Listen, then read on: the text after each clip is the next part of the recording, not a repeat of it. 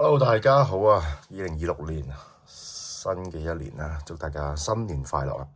咁啊，尋日咧我哋就講咗關於一啲少少修復嘅方法啦嚇。咁其中一啲卡咧就已經剛好超過24小時啦。咁就係講關於一啲卡嘅凹痕我哋係用水濕潤嘅方法啦，令到張卡膨脹而可以修復到張卡。咁啊，睇睇個效果係點樣先啦。咁呢度有其中一張啦，我哋睇睇嗰個修復完個效果係點啦。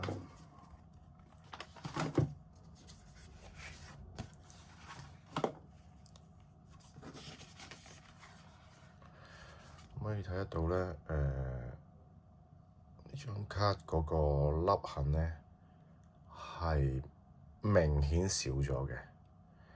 咁由於中間呢條痕咧，我尋日用手指甲刮落去咧係非常之深嘅，所以咧係需要多3、4或者係5次先至可以完全修復到嘅。咁所以處理個過程可能係非常之需要時間，可能1個禮拜啊，重複做呢個動作幾次啊，先至可以做得到你想要嘅效果嘅。咁我哋可以再次用呢個方法啦，加濕啦。我緊記咧，因為紙張咧係唔能夠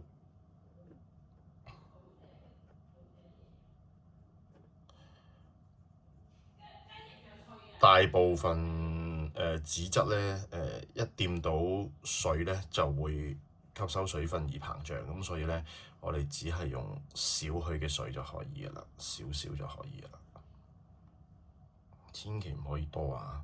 如果太多嘅話咧，抹走佢就可以噶啦。咁呢啲嘅海綿咧，因為佢有少少吸濕嘅作用嘅，咁經過12至24個小時壓制之下咧，因為海綿會吸收水分啦，擺得比較長嘅時間咧，就可以將呢張卡紙大部分嘅水吸乾嘅，咁所以咧可以令卡紙膨脹之餘，亦都可以作為用一個抽濕嘅作用嘅。咁呢個亦都可以之後我哋再睇睇嗰個效果啦。過多我諗需要3、4日或者5日啦嚇。OK，咁呢個擺埋佢先。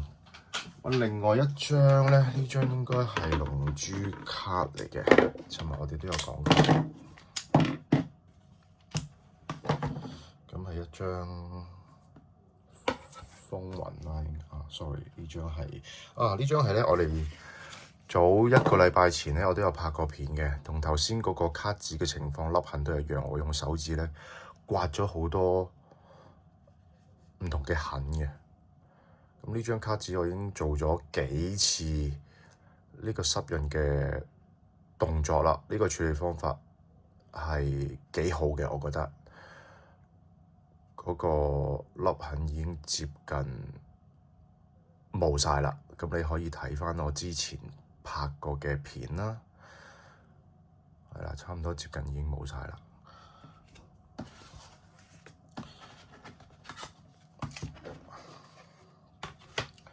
呢張就冇記錯，應該真係龍珠卡啦。喺張卡嘅左上角咧，就有個比較深嘅痕嘅。咁我哋亦都係用咗同一個嘅方法，記得係用少許嘅水啊，因為龍珠卡比較難處理啊，因為佢嘅卡紙同市面係唔一樣啦，所以背脊嗰個水分一濕潤到水咧，就非常之容易快速咁膨脹。咁亦都可以睇得到咧，嗰條痕咧係已經係少咗好多啦。係啊，咁需要多次嘅重複嘅步驟啦，先至可以令到張卡回復最佳嘅狀態。咁拍片到呢度啦。希望有機會再畀多其他嘅片俾大家睇下啦，我哋用其他唔同處理嘅方法，可以令到啲卡回復最佳嘅狀態啦。好，多謝晒。